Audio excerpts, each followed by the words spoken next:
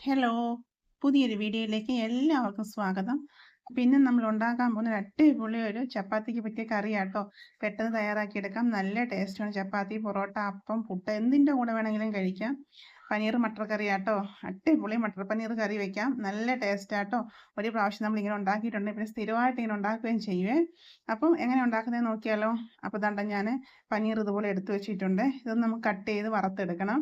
അപ്പം ഞാൻ 2 എടുത്തിട്ടുണ്ട്. ഒരെണ്ണം എടുക്കുന്നുള്ളൂ കേട്ടോ. ആദ്യം നമുക്കൊരു കഷ്ണം ബട്ടർ ഇട്ട് കൊടുക്കാം. ബട്ടർ ഒന്ന് ചൂടായ ശേഷം നമ്മൾ കട്ട് ചെയ്ത് വെച്ചേക്കുന്ന പനീർ ഇട്ട് കൊടുക്കാം. എങ്ങനെ വേണമെങ്കിലും കട്ട് ചെയ്യാം കേട്ടോ. ചെറുതായിട്ടോ വലുതായിട്ടോ എങ്ങനെയായാലും കുഴപ്പമില്ല. അത് നമുക്കൊന്ന് 2 സൈഡും തിരിച്ചും മറിച്ചും ഇട്ട് കൊടുത്തൊന്ന് ഫ്രൈ ചെയ്തെടുക്കാം. ഒരുപാട് തീ കൂട്ടിയിട്ട് കരിഞ്ഞു പോകല്ലേ. ഈ ഒരു പരുവത്തിൽ നമുക്ക് വറുത്തെടുക്കണം കേട്ടോ. അപ്പോൾ ഇങ്ങനെ ഫ്രൈ ചെയ്ത് കറി വയ്ക്കുന്നതാണ് ടേസ്റ്റ്. ഇനി ഫ്രൈ ചെയ്യാതെ നമുക്ക് അല്ലാതെ ഇട്ട് വയ്ക്കാം. പക്ഷെ ഫ്രൈ ചെയ്ത് വെക്കുമ്പോൾ നല്ല ടേസ്റ്റാണ് കേട്ടോ. അപ്പോൾ തന്നെ ഞാൻ ഫ്രൈ ചെയ്ത് മാറ്റിയിട്ടുണ്ട്. ഒരു പ്ലേറ്റിലിട്ട് നമുക്ക് മാറ്റി കൊടുക്കാം. അതിനുശേഷം ഒരു വലിയ സവാള, ഒരു 5-6 വെളുത്തുള്ളി, ഒരു കഷ്ണം ഇഞ്ചി, 2 പച്ചമുളക്, ഇത് ഇത്രയും നമുക്ക് ഇതിലേക്ക് ചേർത്ത് കൊടുക്കാം. എന്നിട്ട് നല്ലതുപോലെ ഒന്ന് വഴറ്റിയെടുക്കണേ. അപ്പം നല്ലതുപോലെ വഴറ്റി ശകലം ഉപ്പും കൂടി ഇട്ടാട്ടോ ഞാൻ വഴറ്റിയെടുക്കുന്നത്. ആ ബട്ടറിലേക്ക് തന്നെ നമുക്ക് ഇട്ട് കൊടുത്താൽ മതി. ഇനി അത് കുറവാണെങ്കിൽ നെയ്യോ ബട്ടറോ ചേർത്ത് കൊടുത്താൽ മതി കേട്ടോ. ഇനി നമുക്ക് നല്ലതുപോലെ ഒന്ന് വഴറ്റിയെടുക്കണം.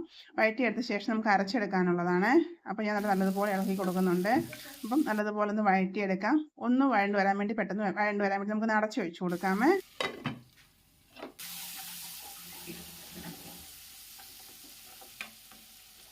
അപ്പോൾ ഇടയ്ക്ക് 1-2 പ്രാവശ്യം ഞാൻ തുറന്ന് ഇളക്കി കൊടുക്കുന്നുണ്ട്. ഇനി ഇതിലേക്ക് നമുക്ക് ഒരു തക്കാളി, നല്ല പഴുത്ത ഒരു തക്കാളി ഇതുപോലെ കീറി ഇട്ട് കൊടുക്കാം.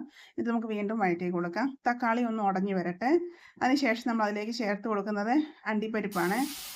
5-6 അണ്ടിപ്പരിപ്പും കൂടെ നമുക്ക് ചേർത്ത് കൊടുക്കാം. അപ്പം ഞാൻ ഇത് അടച്ചു വയ്ക്കുന്നുണ്ട് കേട്ടോ, പെട്ടെന്ന് ആവി കയറി വെന്ത് വരാൻ വേണ്ടി.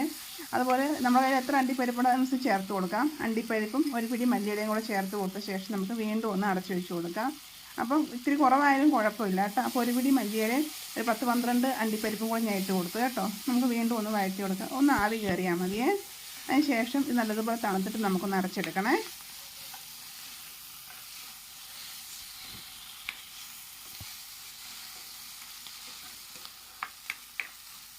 ഇപ്പോൾ ഏകദേശം നല്ലതുപോലെ വഴണ്ട് വന്നിട്ടുണ്ട്.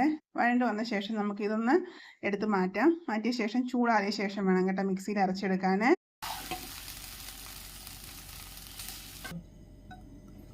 ഇനി ആ പാത്രത്തിലേക്ക് തന്നെ ഞാൻ നെയ്യാണ് ചേർത്ത് കൊടുക്കുന്നത്. നെയ്യ് ഉണ്ടെങ്കിൽ നെയ്യ് ചേർക്കാം, ഇല്ലെങ്കിൽ ബട്ടർ ചേർക്കാം. ഇനി അതിലേക്ക് 1/4 ടീസ്പൂൺ ചെറിയ ജീരകം ചേർത്ത് കൊടുക്കാം. അതിനുശേഷം ഒരു കഷ്ണം പട്ട, 2 ഗ്രാമ്പു, 2 ഏലയ്ക്ക അതും കൂടി ഇട്ട് കൊടുത്തൊന്ന് പൊട്ടുമ്പം 1/4 ടീസ്പൂൺ മഞ്ഞൾപ്പൊടി, ഒരു ചെറിയ സ്പൂൺ കശ്മീരി മുളക് പൊടി, ഒരു ചെറിയ സ്പൂൺ മല്ലിപ്പൊടി, ഇത് ഇത്ര ഇട്ട് കൊടുത്ത ശേഷം ഒന്ന് മൂപ്പിക്കാം. ഫ്ലെയിം ഓഫ് ചെയ്തിട്ട് വേണമെങ്കിൽ ഇളക്കി കൊടുക്കാം, അല്ലെങ്കിൽ ചിലപ്പോൾ കരിഞ്ഞു പോകും കേട്ടോ.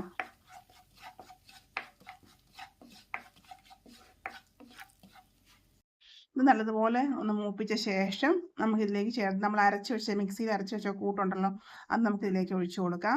അതിനുശേഷം വീണ്ടും നമുക്ക് നല്ലതുപോലെ ഒന്ന് ഇളക്കി കൊടുക്കാം. ഇനി ഇതിലേക്ക് നമുക്ക് വെള്ളം ചേർക്കണം. ചൂടുവെള്ളം ചേർക്കാവുള്ളൂ, പച്ചവെള്ളം ചേർക്കരുത് കേട്ടോ.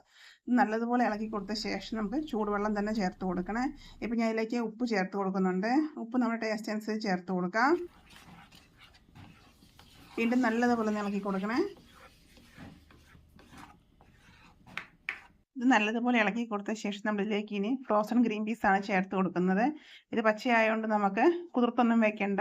ഫ്രീസറിൽ നിന്ന് എടുത്ത ഉടനെ കഴുകി അങ്ങിട്ടാൽ മാത്രം മതി കേട്ടോ. നല്ലതുപോലെ ഇളക്കി കൊടുക്കാം. ഇളക്കി കൊടുത്ത ശേഷം ചൂടുവെള്ളം ചേർത്ത് കൊടുക്കണം. എന്തോരം നമുക്ക് ഗ്രേവി വേണം അതനുസരിച്ച് വേണം ചൂടുവെള്ളം ഒഴിച്ചു കൊടുക്കാൻ. അപ്പോൾ നല്ലതുപോലെ തിളച്ച വെള്ളം നമുക്ക് ഒഴിച്ചു കൊടുക്കാം. ഇനി ചൂടുവെള്ളം കൂടെ ചേർത്ത് കൊടുത്തിട്ട് നമുക്ക് നല്ലതുപോലെ ഒന്ന് ഇളക്കിയ ശേഷം ഒരു 1/4 ടീസ്പൂൺ ഗരം മസാലയാണ് ഞാൻ ചേർത്ത് കൊടുക്കുന്നത്. ഇനി നമുക്ക് അടച്ചു വെച്ച് വേവിച്ചെടുക്കാം. ഇത് പെട്ടെന്ന് വെന്ത് കിട്ടും കേട്ടോ. ഇടയ്ക്കൊന്ന് ഇളക്കി കൊടുക്കുന്നുണ്ട്. ഇടയ്ക്കൊന്ന് 2 പ്രാവശ്യം തുറന്നിളക്കി ഏകദേശം മട്ടർ വെന്ത ശേഷം നമ്മൾ വറുത്ത് വെച്ചിരുന്ന പനീർ ചേർത്ത് കൊടുക്കാം. പിന്നെ ചേർത്ത് കൊടുക്കുന്ന കസ്തൂരി മേത്തിയാണ്. അതും കൈകൊണ്ട് ഞെരടിയ ശേഷം ഇതുപോലെ ഇട്ട് കൊടുക്കാം. ഉപ്പൊക്കെ നോക്കണം, കുറവാണെങ്കിൽ ഇട്ട് കൊടുക്കണം. നമ്മൾ ചെറിയ ജീരകം ഇട്ടിട്ടുണ്ടാകും. ചെറിയ ജീരകം പൊട്ടിച്ചില്ല എന്നുണ്ടെങ്കിൽ ചെറിയ ജീരകം പൊടി ചേർത്താലും മതിയേ. നല്ലതുപോലെ ഒന്ന് ഇളക്കി കൊടുക്കാം. അടിപൊളി ടേസ്റ്റ് ആട്ടോ ഈ കറി. ചപ്പാത്തിയുടെ കൂടെ എന്തിൻ്റെ കൂടെ വേണമെങ്കിലും കഴിക്കാം. ബ്രെഡിൻ്റെ കൂടെയൊക്കെ അടിപൊളി ടേസ്റ്റാണ്.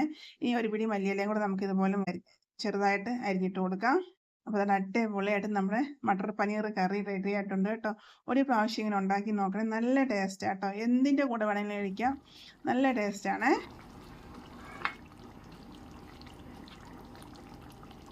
നമ്മൾ അണ്ടിപ്പരിപ്പൊക്കെ അരച്ച് ചേർത്തതുകൊണ്ട് കറി നല്ലതുപോലെ കുറുകി വരും കേട്ടോ. അപ്പോൾ നമ്മൾ ഗ്രേവി അതനുസരിച്ച് വേണം കുറുക്കിയെടുക്കാൻ.